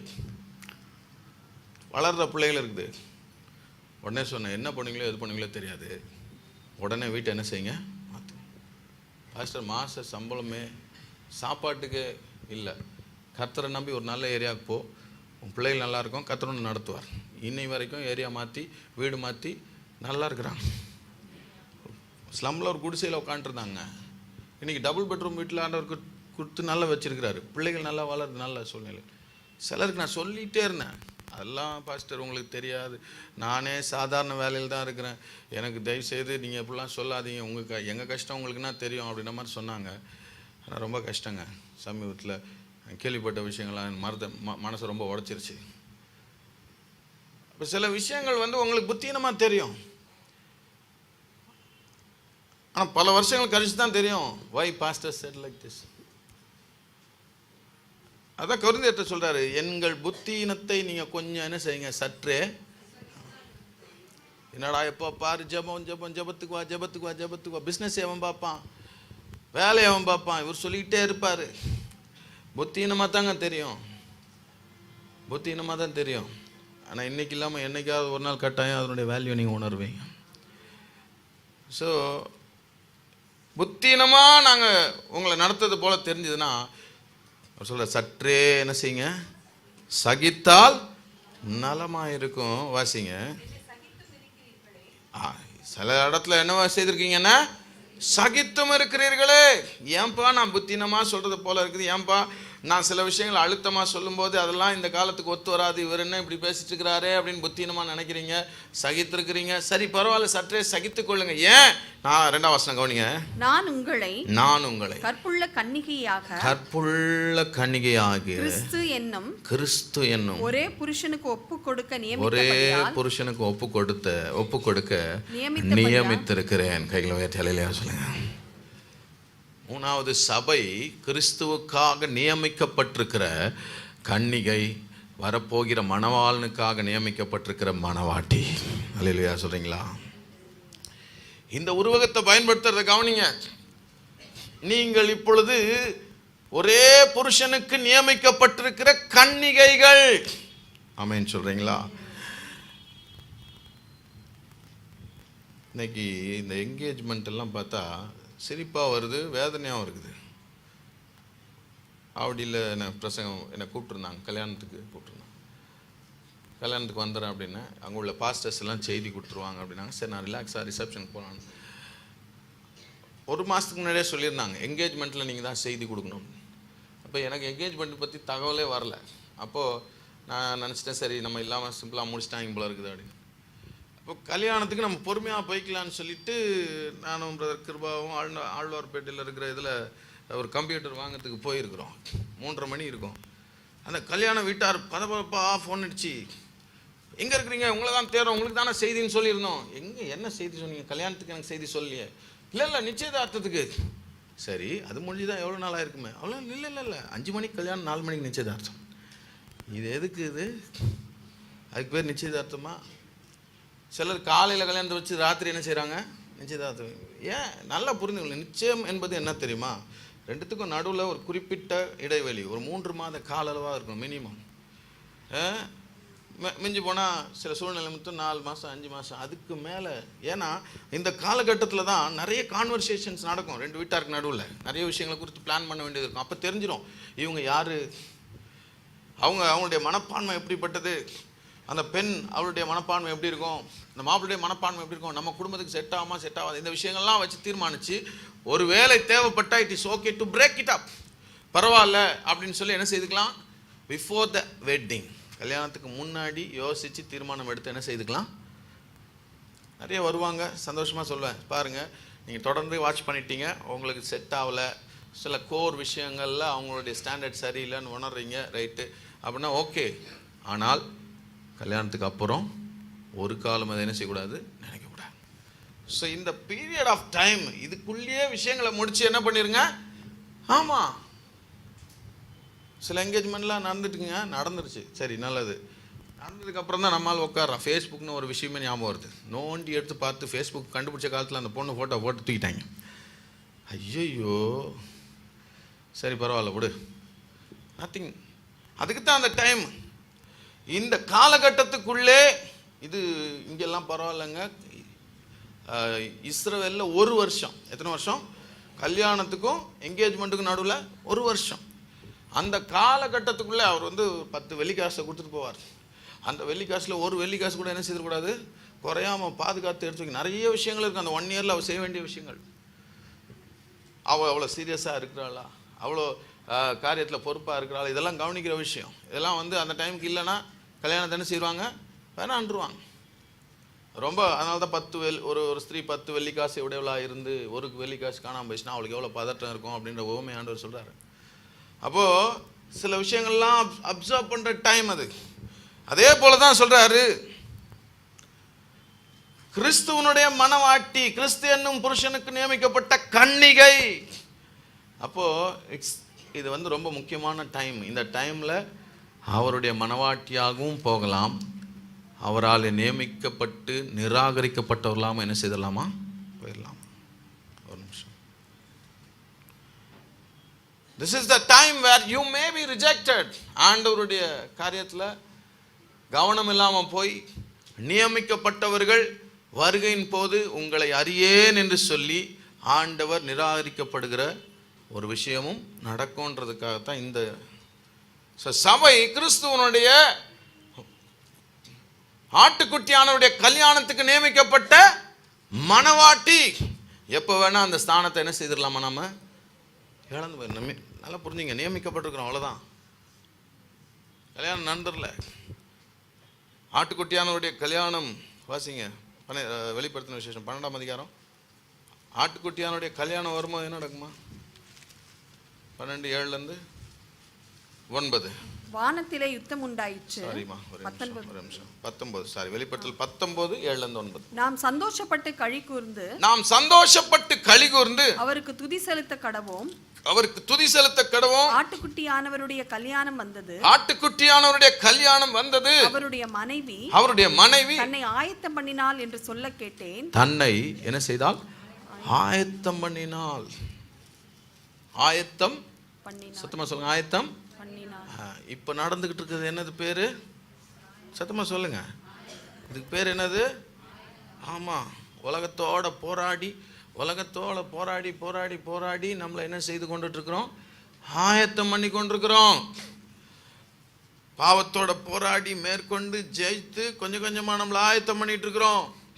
அநீதியோட போராடி எப்படியாவது ஜெயிச்சு நாம என்ன பண்ணிட்டு இருக்கிறோம்? ஆயத்தமாகி கொண்டிருக்கிறோம். ப்ரிப்பரேஷன் டைம் ரொம்ப முக்கியம். ராமேன் சொல்றீங்களா? பிள்ளைகளுடைய ஆலோசனை கேட்டுட்டு இருக்கும்போது ஒரு பிள்ளை வந்து கேள்வி கேட்டா, ஐயா எனக்கு நிறைய டிஸ்ட்ராக்ஷன்ஸ் வருது, எனக்கு நிறைய ப்ரொபோசல்ஸ் வருது, ஆண்டவர் அறியாத வாலிபர்கள் என்னை வந்து ப்ரொபோஸ் பண்ணுறாங்க, I have lot of distractions, என்ன பண்ணுறது? நான் கேட்டேன், நல்லா புரிந்துக்கோ, கற்பனையாக யோசிச்சுப்பார். இன்னும் 2 வருஷம் கழிச்சு நீ மகாராஷ்டிரா மாநிலத்தினுடைய முதலமைச்சர்ன்ற பொறுப்பு வந்துட்ட வருதுன்ட்டு கன்ஃபார்ம் ஆயிடுச்சு அப்படின்னு வச்சுக்கோ, நீ எப்படி இருப்ப? நீ இதே மாதிரி தூங்குவியா? இதே மாதிரி கேர்லெஸ்ஸாக இருப்பியா? நீ என்னெல்லாம் பண்ண ஆரம்பிப்ப? மகாராஷ்டிராவுடைய மற்ற முதலமைச்சர்கள் என்ன செஞ்சாங்க? எத்தனை டிபார்ட்மெண்ட் இருக்குது? மகாராஷ்டிராவுக்குன்னு என்ன தனித்துவம் இருக்குது? எந்த டிபார்ட்மெண்ட் வீக்காக இருக்குது? உன்னால் 2 வருஷம் எவ்வளவு ப்ரிப்பேர் பண்ண முடியுமோ அவ்வளோ ப்ரிப்பேர் பண்ண மாட்டியா அப்படின்னு.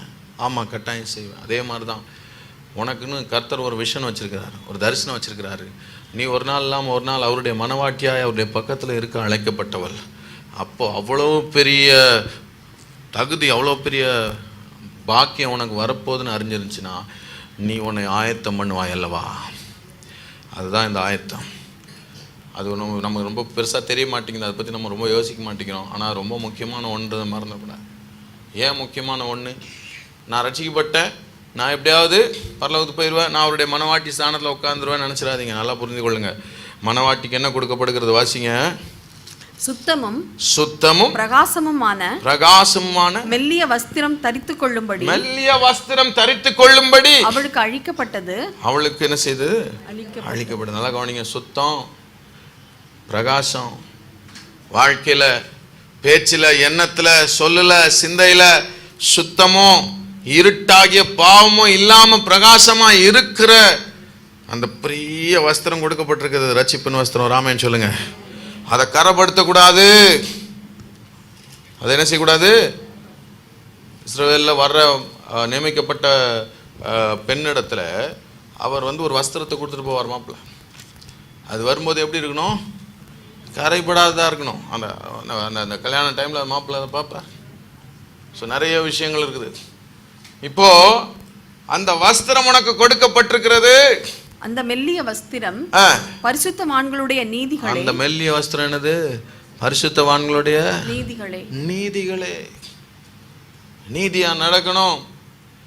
பரிசுத்தமா இருக்கிறவன் இன்னும் பரிசுத்தமாகட்டும், நீதியா இருக்கிறவன் இன்னும் நீதியா இருக்கட்டும். ஸோ காம்ப்ரமைஸ் பண்ணால் என்ன நடக்கும்? இல்லை, நான் ஆண்டவர் தான் பிடிச்சிக்கிறேன், நான் எல்லாம் முடிஞ்ச வரைக்கும் நான் வந்து பரிசுத்தமாக இருக்கேன், முடிஞ்ச வரைக்கும் நீதியாக இருக்கிறேன். இல்லை சில இடத்துல என் சரீரத்துக்கு நான் தீனி போட்டுறேன், என் எண்ணத்துக்கு நான் தீனி போட்டுறேன், என் விருப்பத்துக்கு நான் தீனி போட்டுறேன் அப்படின்னு சொன்னால், இங்கே கவனிங்க 9ஆம் வசனம். பின்னும் அவன் என்னை நோக்கி, ஆட்டுக்குட்டியானவரின் கல்யாண விருந்துக்கு அழைக்கப்பட்டவர்கள் பாக்கியவான். அப்போ மணவாட்டின்ற ஸ்தானத்தை இழந்து கல்யாணத்துக்கு நீ யாரா இருப்ப? You are a guest. நாம் நினச்சிட்டோம் எல்லாம் நமக்கு ரட்சிக்கப்பட்டோம், நம்ம சபைக்கு வந்துட்டோம், எப்படி வேணால் வாழ்ந்துட்டு எப்படியாவது போயிடலாம்னு நினைக்காதீங்க. இப்படியே தொடர்ந்தீங்கன்னா சிலர் இந்த 2 கேட்டகரிக்கும் வர முடியாம அக்னியும் கந்தகமும் இருக்கிற கடல்ல தள்ளப்பட வேண்டியிருக்கும். இல்லை காம்ப்ரமைஸ் ஆகி எழுந்து ஏதோ ஒன்று அப்படின்ட்டு இருந்துட்டு கடைசியில் அவருடைய வருகை நாளில் மணவாட்டியாக நிற்க முடியாது. என்னவா தான் நிற்கணும்? கெஸ்ட்டு, கல்யாணத்துக்கு அழைக்கப்பட்டவர்கள் தான். High level of commitment towards holiness, high level of commitment towards the righteousness of God. தேவனுடைய பரிசுத்தத்துக்கு, தேவனுடைய நீதிக்கு எவ்வளோ தூரத்துக்கு கமிட்மெண்ட் கொடுக்குறீங்களோ அவ்வளோ தூரத்துக்கு தான் நீங்கள் மனவாளியாக இருக்க போகிறீங்களா, இல்லை நீங்கள் அழைக்கப்பட்ட ஆளாக இருக்க போகிறீங்களான்றது தெரிய போகிறது. எத்தனை பேர் ஆமென் சொல்கிறீங்க? அதனால் கடந்து போகட்டும். இனி வருகிற ஒவ்வொரு தருணத்திலும் நான் கிறிஸ்துவனுடைய மனவாட்டி, நான் மனவாட்டிங்கிற ஸ்தானத்தை விட்டு அழைக்கப்பட்ட ஸ்தானத்துக்கு போக விரும்பவில்லை என்கிற உணர்வோடு கூட முன் செல்வோம். அவருடைய மனவாட்டியாய் அவருடைய ஸ்தானத்தில், அவருடைய மகிமையில், கிறிஸ்துவனுடைய வலது பாரிசத்தில் நின்று அந்த நாளிலே கலிகூறுகிற வரைக்கும் இந்த ரட்சிப்பின் வஸ்திரம், இந்த பரிசுத்த வஸ்திரத்தை கரைபடாதபடி காத்துக்கொள்ள கர்த்தர் நமக்கு உதவி செய்வாராக. எழுந்து நின்று செய்தியை முடிக்கலாம். வசனத்துக்கு ஒப்பு கொடுத்து Praise the Lord. எல்லாரும் எழுந்து நின்று Thank you Lord. என்னை தருகிறேன் உம் கரத்தில், என்னை படைக்கிறேன் உம் பாதத்தில், என்னை தருகிறேன் உம் கரத்தில், என்னை படைக்கிறேன் உம் பாதத்தில்.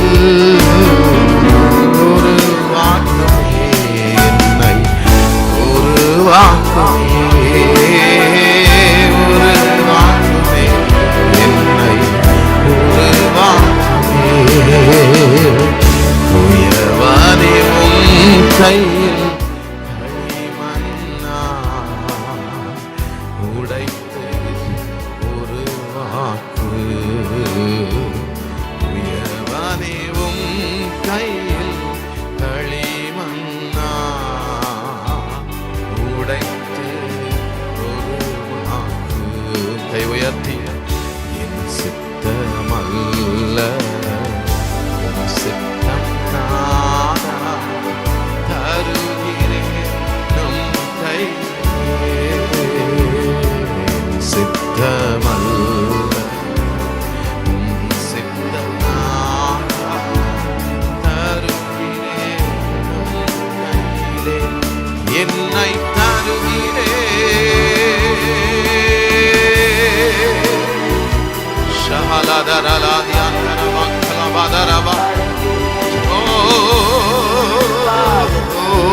என்னை தருகிறேன்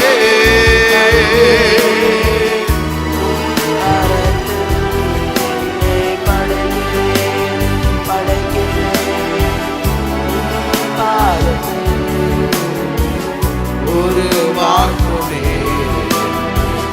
ஒரு வாக்குமே, ஒரு வாக்குமே, ஒரு வாக்குமே. கை உயர்த்தி ஆண்டவரே உங்களுக்கு ஸ்தோத்திரம். இந்த சபை தேவனுடைய பண்ணையாக இருக்கட்டும் ஆண்டவரே. ஹல்லேலூயா. உளப்படுவதற்கு தன்னை ஒப்பு கொடுத்த ஒரு விளைநிலமாக இருக்கட்டும் ஆண்டவரே. ஆமென் அப்பா. உடைக்கப்படுகிறதற்கும் ஆண்டவரே, குட்டப்படுவதற்கும் ஆண்டவரே, சிட்சிக்கப்படுவதற்கும் எங்களை நாங்கள் ஒப்பு கொடுக்க, உம்முடைய வசனங்கள் எங்கள் இருதயங்களை கிழிக்கிறதற்கும், உம்முடைய வார்த்தைகள் ஆண்டவரே எங்கள் இருதயங்களை உழுகிறதற்கும் ஒப்பு கொடுத்து, அதிலே விழுகிற வசனம் என்கிற விதை 30, 60, 100 அதிலே விழுகிற ஆண்டவரே விதையாய் ஆண்டவரே, அது ஆண்டவரே பலன் தருகிறத போல நாங்கள் ஆண்டவரே உளப்பட்ட நிலமாய் நல்ல தேவனுடைய பண்ணையா எங்களை நிறுத்துமாப்பா. ஹல்லேலூயா. எங்களை ஒப்பு கொடுக்கிறோம், உளப்படுவதற்கு எங்களை தருகிறோம். ஹல்லேலூயா. Thank you lord. ஹல்லேலூயா. கிறிஸ்துவனுடைய சரீரம். ஆமென். இந்த சரீரத்தில் எல்லாரும் முக்கியமானவர்கள். சின்னவங்களோ பெரியவங்களோ, சின்ன ஊழியமோ பெரிய ஊழியமோ, கீழே இருக்கிறதோ மேலே இருக்கிறதோ, யாரும் பெரியவர்களாம் இல்லை. மேலே நிற்கிறவங்க எங்களை நாங்கள் சூப்பர் நாங்கள் நினச்சிக்கிறதுக்கும் இல்லை, கீழே இருக்கிறவங்க நாங்கள் சாதாரணமானவர்கள் இருக்கிறோம் இல்லை. ஆண்டவரே உமக்கு ஸ்தோத்திரம். எல்லாரும் முக்கியமானவர்கள். எல்லாம் நாங்கள் செய்கிற எல்லா ஊழியமும் உமக்கு முக்கியமானது. ஆமென், ஸ்தோத்திரம். அப்பா, கீழே இருக்கிறதுனால நாங்கள் சாதாரணமான ஆட்கள் கிடையாது. நாங்கள் சாதாரண ஒரு சபையை பெருக்கிற ஒரு வேலையை செய்கிறதுனால நாங்கள் சாதாரணமானவர்கள் கிடையாது. ஆண்டவரே, உம்முடைய ராஜ்யத்தில் இதெல்லாம் முக்கியமானது, எல்லாம் முக்கியமானது, சாதாரணமான விஷயங்கள் அல்ல. ஆகவே இந்த சபையில் நாங்கள் எல்லாரும் முக்கியமானவர்கள். உம்முடைய பார்வைக்கு நாங்கள் எல்லாரும் முக்கியமானவர்கள். கர்த்தாவே உமக்கு ஸ்தோத்திரம். ஏது எப்படி கிடைச்சாலும், எங்களுக்கு சாதாரண ஒரு ரோல் கிடைச்சாலும், ஆண்டவரே எங்கள் சபையினுடைய இன்னொரு, ஆண்டவரே எங்கள் சரீரத்தினுடைய இன்னொரு அங்கம் மேலே உயர்த்தப்பட்டாலும் நாங்கள் பார்த்து சந்தோஷப்படுகிறவர்களா எங்களை ஆண்டவரே ஒப்பு கொடுக்கிறோம்.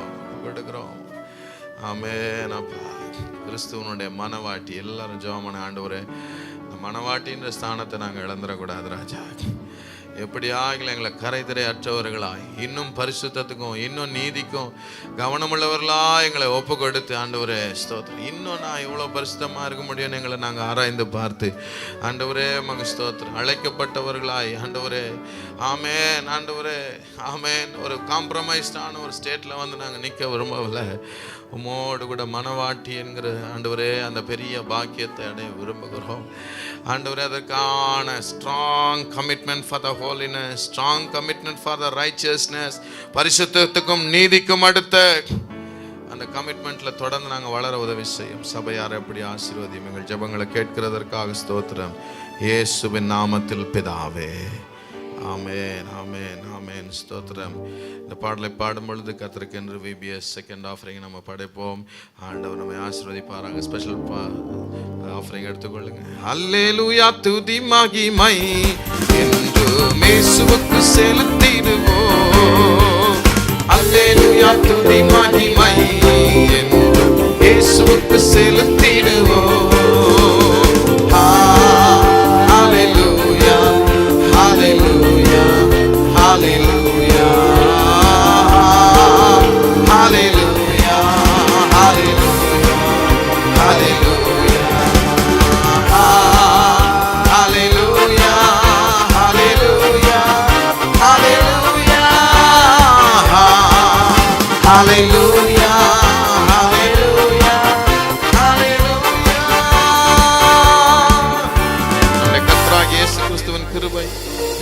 தேவனுடைய அன்பு, பரிசுத்த ஆவியானவருடைய அன்யோன்யம், ஐக்கியம், பாதுகாப்பு, பராமரிப்பு, வழிநடத்துதல் இன்றைக்கும் என்றென்றைக்கும் நம் அனைவரோடும் இருப்பதாக. சபையார் ஆமென் சொல்லுவாமே. ஆமென். கர்த்தர் உன்னை ஆசீர்வதித்து உன்னை காக்க கடவர். கர்த்தர் தம்முடைய முகத்தை உன்மேல் பிரகாசிக்க பண்ணி உன்மேல் கிருபையாயிருக்க கடவர். கர்த்தர் தம்முடைய முகத்தை உன்மேல் பிரசன்னமாக்கி உனக்கு சமாதானம் கட்டளையிட கடவர். ஆமென். கர்த்தர் உங்கள் ஒவ்வொருவரையும் ஆசீர்வதிப்பாராக. Have a blessed weekend. கர்த்தர் உங்களோடு இருப்பாராக. God bless you. அதிகாலை ஜெபங்களுக்கு தொடர்ந்து வாருங்கள். அதே நேரத்தில் VBS மறந்துடாதீங்க. VBSல ஒவ்வொரு நாளும் ஆகாரம் இருக்கிறது. வாலண்டியர்ஸ், டீச்சர்ஸ் அண்ட் பிள்ளைகளுக்கு ஆகாரம் ஒழுங்கு செய்யப்பட்டிருக்கிறது. ஆகவே நீங்கள் அதில் பங்கெடுக்கிறவர்கள் ஆசீர்வதிக்கப்படுங்கள். VBSக்காக ஸ்பெஷல் ஆஃபரிங் அனுப்பி வைக்கிறவர்கள் இந்த நம்பரை நீங்கள் பார்த்து அதில் ஜிபேயில் நீங்கள் அனுப்பி வைக்கும்படி கேட்குறோம். டிஸ்பிளேயில் போட்டிருக்கிற நம்பருக்கு ஜிபே மூலமாக, அல்லாவிட்டால் ஃபோன்பே மூலமாக, பேடிஎம் மூலமாக, UPI ஐடிஸ் மூலமாக நீங்கள் செய்ய முடியும். தேங்க்யூ. ஒரு